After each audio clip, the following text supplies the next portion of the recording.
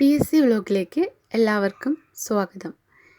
ഇന്ന് നമ്മൾ ഡിസ്കസ് ചെയ്യാൻ പോകുന്നത് ആറ്റത്തിൻ്റെ രണ്ടാമത്തെ വീഡിയോ ആണ്.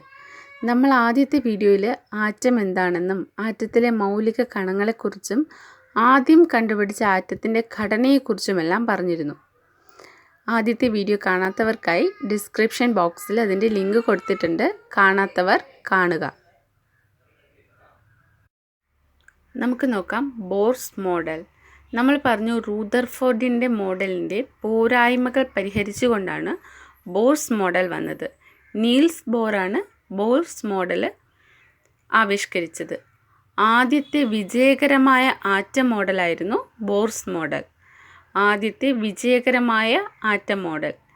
ഇദ്ദേഹത്തിൻ്റെ ആറ്റം മോഡൽ ക്വാണ്ടം സിദ്ധാന്തത്തെ അടിസ്ഥാനമാക്കിയുള്ളതാണ്. ക്വാണ്ടം സിദ്ധാന്തത്തെ അടിസ്ഥാനമാക്കിയാണ് നീൽസ് ബോർ ആറ്റത്തിൻ്റെ ഘടനയെ രൂപവൽക്കരിച്ചത്. ഇപ്പം നമ്മൾ ഫോളോ ചെയ്യുന്ന ആറ്റത്തിൻ്റെ മോഡൽ എന്ന് പറയുന്നത് ഇതാണ്. പിക്ചർ നോക്കുമ്പോൾ നമുക്കറിയാം, ഏറ്റവും മധ്യത്തായി കാണുന്നതാണ് ന്യൂക്ലിയസ്. ന്യൂക്ലിയസിൻ്റെ അകത്ത് പ്രോട്ടോണും ന്യൂട്രോണും കാണപ്പെടുമെന്ന് നമ്മൾ പഠിച്ചു. പ്രോട്ടോണിൻ്റെ ചാർജ് പോസിറ്റീവ്, ന്യൂട്രോണിന് ചാർജ് ഒന്നും തന്നെ ഇല്ല. അപ്പോൾ ന്യൂക്ലിയസിനകത്ത് പോസിറ്റീവ് ചാർജായ പ്രോട്ടോണും ന്യൂട്രോണും കാണപ്പെടുന്നു. അപ്പോൾ അതിൽ നിന്ന് തന്നെ നമുക്ക് മനസ്സിലാക്കാം ന്യൂക്ലിയസിൻ്റെ ചാർജ് പോസിറ്റീവ്. ഇനി ഈ ന്യൂക്ലിയസിന് ചുറ്റും എഴുതിയേക്കുന്നുണ്ടോ, ഇതാണ് ഇലക്ട്രോണുകൾ.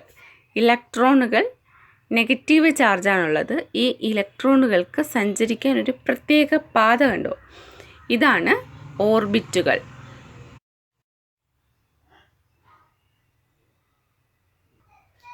ഒരു ആറ്റത്തിൻ്റെ ന്യൂക്ലിയസിന് ചുറ്റുമുള്ള ഇലക്ട്രോണുകളുടെ നിശ്ചിത സഞ്ചാര പാത അറിയപ്പെടുന്നതാണ് ഓർബിറ്റ് അഥവാ ഷെൽ. ഒരു ആറ്റത്തിൻ്റെ ന്യൂക്ലിയസിന് ചുറ്റുമുള്ള ഇലക്ട്രോണുകളുടെ സഞ്ചാരപാത അറിയപ്പെടുന്നത് ഓർബിറ്റ് അഥവാ ഷെൽ.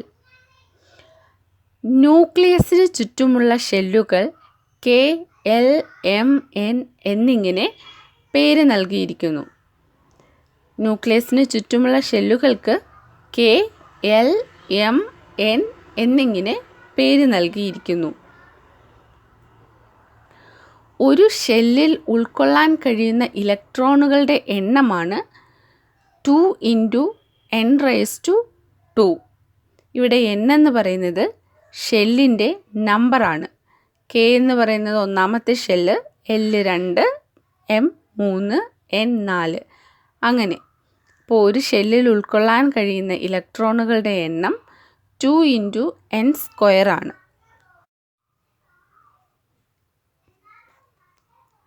നമുക്ക് നോക്കാം ഷെല്ലുകളിൽ എങ്ങനെയാണ് ഇലക്ട്രോൺ വിന്യസിച്ചിരിക്കുന്നതെന്ന്. അതായത് ഇലക്ട്രോണുകളുടെ എണ്ണം എങ്ങനെയാണ് വരുന്നതെന്ന് നമ്മൾ പറഞ്ഞു 2 × n². അപ്പോൾ കെയിൽ വരുമ്പോൾ 2 × 1², അതായത് K ഒന്നാമത്തെ ഷെല്ലാണ്. അപ്പോൾ 2 × 1² 2. അപ്പോൾ 2 ഇലക്ട്രോണുകളാണ് K ഷെല്ലിൽ ഉൾക്കൊള്ളുന്നത്. ഇനി L എന്ന് പറയുന്നത് രണ്ടാമത്തെ ഷെല്ലാണ്. അപ്പോൾ 2 × 2². അപ്പോൾ 8 ഇലക്ട്രോണുകൾ L ഷെല്ലിൽ ഉൾക്കൊള്ളാൻ കഴിയും. എമ്മിൻ്റെ കേസ് വരുമ്പോൾ M എന്ന് പറയുന്നത് മൂന്നാമത്തേതാണ്. അപ്പോൾ 2 × 3² എന്ന് വരും. അപ്പോൾ എമ്മിൽ ഉൾക്കൊള്ളാൻ കഴിയുന്നത് 18 ഇലക്ട്രോണുകളാണ്. എന്നിൻ്റെ കേസിൽ വരുമ്പോൾ N എന്ന് പറയുന്നത് നാലാമത്തെ ഷെല്ലാണ്. അപ്പോൾ 2 × 4² ആവും. അപ്പോൾ 32 ഇലക്ട്രോൺസാണ് N എന്ന ഷെല്ലിൽ ഉൾക്കൊള്ളാൻ കഴിയുന്നത്.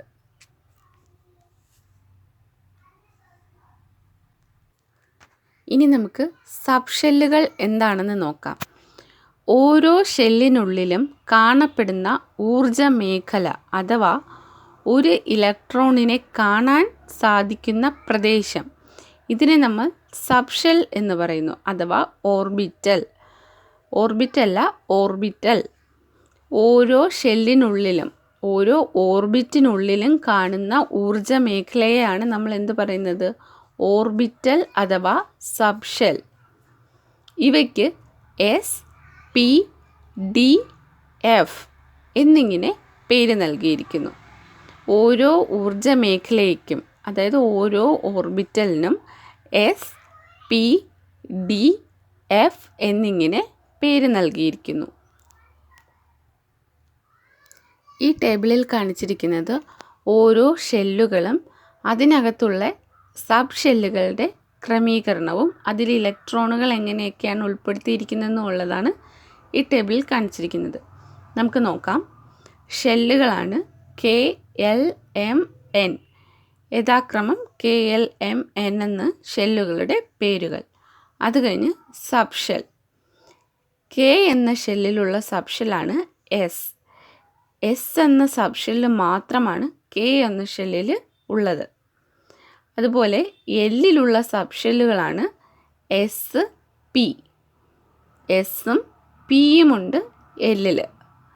എമ്മിലാണെങ്കിൽ എസ്, പി, ഡി ഈ 3 സബ് ഷെല്ലുകൾ മൂന്നാമത്തേലുണ്ട്.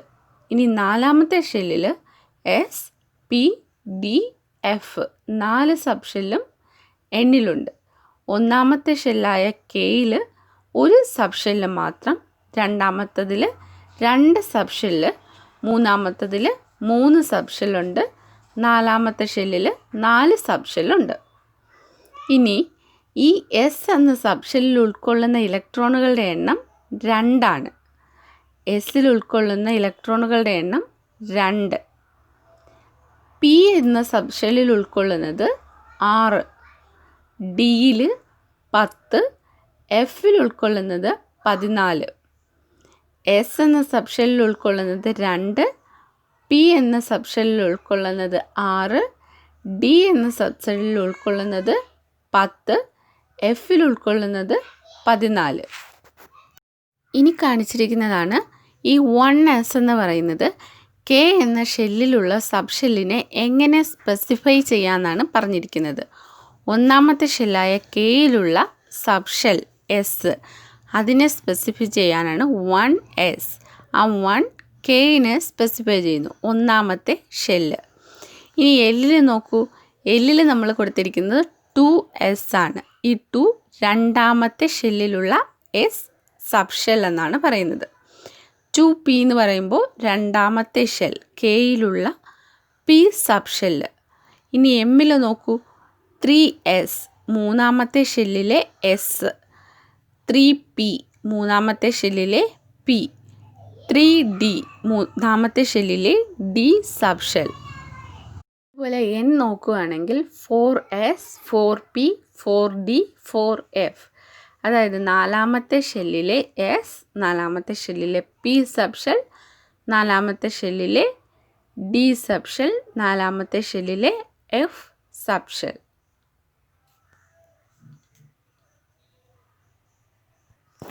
ആറ്റത്തിലെ ഇലക്ട്രോണുകൾ സബ് ഷെല്ലുകളിൽ വിന്യസിക്കപ്പെടുമ്പോൾ ഊർജം കുറഞ്ഞ സബ് ഷെല്ലിൽ നിന്നും കൂടിയതിലേക്ക് ക്രമമായി നിറയുന്നു. ഇതിനെ സബ് ഷെൽ ഇലക്ട്രോൺ വിന്യാസം അഥവാ സബ് ഷെൽ ഇലക്ട്രോൺ കോൺഫിഗറേഷൻ എന്ന് പറയുന്നു. ഓർക്കുക, ആറ്റത്തിലെ ഇലക്ട്രോണുകൾ സബ് ഷെല്ലുകളിൽ വിന്യസിക്കപ്പെടുമ്പോൾ ഊർജം കുറഞ്ഞ സബ് ഷെല്ലിൽ നിന്ന് കൂടിയതിലേക്ക് ക്രമമായി നിറയുന്നു. ഇതിനെ സബ് ഷെൽ ഇലക്ട്രോൺ വിന്യാസം അഥവാ സബ് ഷെൽ ഇലക്ട്രോൺ കോൺഫിഗറേഷൻ എന്ന് പറയുന്നു. ഇത് നോക്കൂ. സബ് ഷെൽ ഇലക്ട്രോൺ വിന്യാസം നമ്മൾ എങ്ങനെയാണ് സ്പെസിഫൈ ചെയ്തതെന്ന്. 1s2. ഈ 2 ഇലക്ട്രോണുകളുടെ എണ്ണത്തെ സൂചിപ്പിക്കുന്നു. 1 നേരത്തെ നമ്മൾ പറഞ്ഞതുപോലെ ഷെൽ നമ്പറിനെ സൂചിപ്പിക്കുന്നു. ഈ 1s2 അപ്പോൾ എന്തുമായിരിക്കും? 1 ഒന്നാമത്തെ ഷെല്ലിലെ എസ് എന്ന സബ് ഷെല്ലിൽ എത്ര ഇലക്ട്രോണുകളുണ്ട്? 2.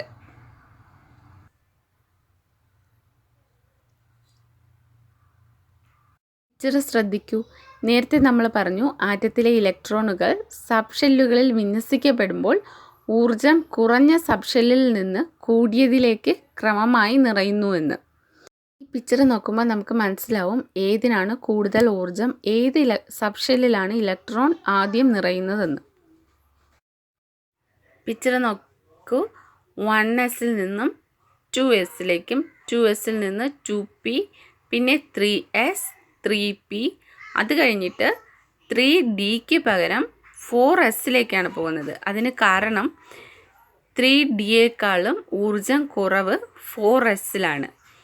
അപ്പോൾ അത് കഴിഞ്ഞ് 4s കഴിഞ്ഞ് 3d കഴിഞ്ഞിട്ട് നമ്മൾ 4p-യിലേക്ക് പോയി.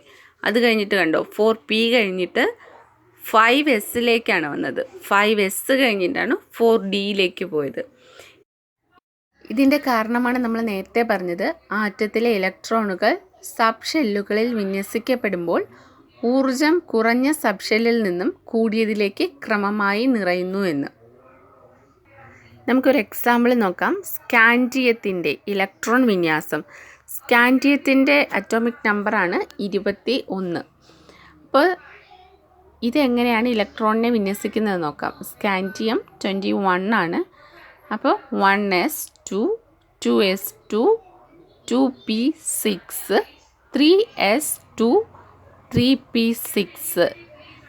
3p കഴിഞ്ഞിട്ട് എവിടെയാണ് ഊർജം കുറവുള്ളത്? 4s-ൽ. അപ്പോൾ 3p6 കഴിഞ്ഞിട്ട് നമ്മൾ ഇലക്ട്രോൺ 4s-ൽ പോയിട്ട് അവിടെ 2 ഇലക്ട്രോൺസ് ഫില്ലായി. അത് കഴിഞ്ഞിട്ട് ഇപ്പോൾ എത്ര ഇലക്ട്രോൺസ് ഓൾറെഡി ഫില്ലായിട്ടുണ്ട്? ആദ്യത്തെ 2, 2, 4, 10, 12, 18, 20 ഇലക്ട്രോൺസ് ആണ് ഇപ്പോൾ ഫില്ലായിട്ടുള്ളത്. അപ്പോൾ സ്കാൻഡിയത്തിൻ്റെത് 21 ആണ്. ഇനി ഒരു ഇലക്ട്രോണും കൂടി മാത്രമേ ഫില്ല് ചെയ്യാനുള്ളൂ. അത് പിന്നീട് പോകുന്നത് 3dയിലേക്ക്. ഇനി 3dയിൽ 1 ഇലക്ട്രോൺ മാത്രമേ നിറയാനുള്ളൂ. അപ്പോൾ നമുക്ക് ഇതിനെ അറേഞ്ച് ചെയ്ത് എങ്ങനെ എഴുതാം? 1s2, 2s2, 2p6, 3s2, 3p6, 3d1, 4s2. അപ്പം 3d1 വന്നത് എങ്ങനെയാണെന്ന് മനസ്സിലായല്ലോ. 4s2-ൽ ഫില്ലായതിന് ശേഷമാണ് 3d1-ലേക്ക് വരുന്നത്.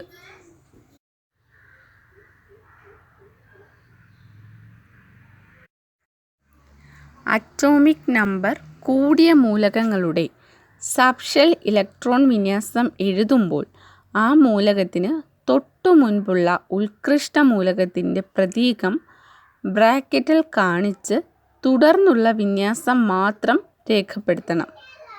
ഉദാഹരണത്തിനായി പറയുമ്പോൾ പൊട്ടാസ്യത്തിൻ്റേത് 19 പൊട്ടാസ്യത്തിൻ്റെ അറ്റോമിക് നമ്പർ. അപ്പോൾ 19K. പൊട്ടാസ്യത്തിൻ്റെ ഇലക്ട്രോൺ വിന്യാസം എഴുതുമ്പോൾ നമ്മൾ 1s2, 2s2, 2p6, 3s2, 3p6, 4s1. അപ്പോൾ 19 ഈ 19 ഇലക്ട്രോൺ വിന്യാസം നമ്മൾ എഴുതി കഴിഞ്ഞു. ഇനി നമ്മൾ നോക്കുവാണ് ആർഗണിന് എത്രയാണ് അറ്റോമിക് നമ്പർ? 18. ഇതിൻ്റെ ഇലക്ട്രോൺ വിന്യാസം 4s2, 2s2, 2p6, 3s2, 3p6. ഇത് ആർഗണിൻ്റെ ആയി. അപ്പോൾ നമുക്ക് പൊട്ടാസ്യത്തിൻ്റെ ചോദിക്കുമ്പോൾ നമുക്ക് എങ്ങനെ എഴുതാം? പൊട്ടാസ്യത്തിൻ്റെ ഇലക്ട്രോൺ വിന്യാസം ചോദിക്കുമ്പോൾ തൊട്ടു പുറകിലുള്ള മൂലകം ആർഗൺ. അപ്പോൾ ആർഗണിൻ്റെ സിമ്പിൾ അവിടെ സ്പെസിഫൈ ചെയ്തിട്ട് പിന്നെ എക്സ്ട്രാ എത്ര ഇലക്ട്രോണാണ് ഉള്ളത്? 1 ഇലക്ട്രോൺ. ആ ഇലക്ട്രോൺ അവിടെ വരുന്നത് 4s1-ൽ. ആ 4s1-ഉം കൂടെ സ്പെസിഫൈ ചെയ്താൽ മതി. എങ്ങനെയാണ് അറ്റോമിക് നമ്പർ കൂടിയ മൂലകങ്ങളുടെ സബ് ഷെൽ ഇലക്ട്രോൺ വിന്യാസം എഴുതാൻ വരുമ്പോൾ ആ മൂലകത്തിൻ്റെ തൊട്ടു മുൻപുള്ള ഉത്കൃഷ്ട മൂലകത്തിൻ്റെ പ്രതീകം ബ്രാക്കറ്റിൽ കാണിക്കണം. ഇവിടെ ആർഗോൺ 18 ആർഗോൺ ബ്രാക്കറ്റ് കാണിച്ചു. പൊട്ടാസ്യം 19 അപ്പോൾ 1 ഇലക്ട്രോണും കൂടെ ഉള്ളൂ. ആ ഇലക്ട്രോൺ നിറയുന്നത് 4s1-ലാണ്. അപ്പോൾ പിന്നീട് ആ 4s1-ഉം കൂടി സ്പെസിഫൈ ചെയ്താൽ മാത്രം മതിയാകും.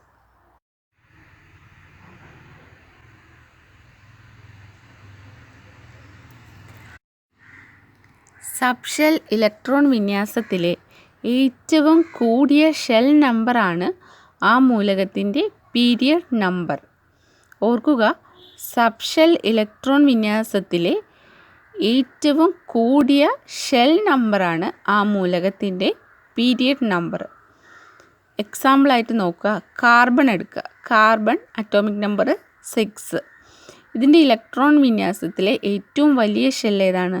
2 എന്ന് KL ആണ്. 2 രണ്ടാമത്തെ ഷെല്ലാണ് ഇതിലെ ഏറ്റവും വലുത്. ഏറ്റവും വലിയ ഷെല്ല് 2. അപ്പോൾ ഈ ഏറ്റവും വലിയ ഷെല്ലായിരിക്കും ഇതിൻ്റെ പീരിയഡ് നമ്പർ. ഇത് രണ്ടാമത്തെ പീരിയഡിൽ ഉൾപ്പെടുന്നതാണ് കാർബൺ. അതുപോലെ സോഡിയത്തിൻ്റെ അറ്റോമിക് നമ്പറാണ് 11. 11ലെ സോഡിയത്തിന് ഇലക്ട്രോൺ വിന്യാസം ചെയ്യുമ്പോൾ ഇതിലെ ഏറ്റവും വലിയ ഷെല്ല് 3 ആണ്. അപ്പോൾ വലിയ ഷെല്ല് 3 വലിയ ഷെല്ലാകുമ്പോൾ അതിൻ്റെ പീരിയഡ് നമ്പറും 3.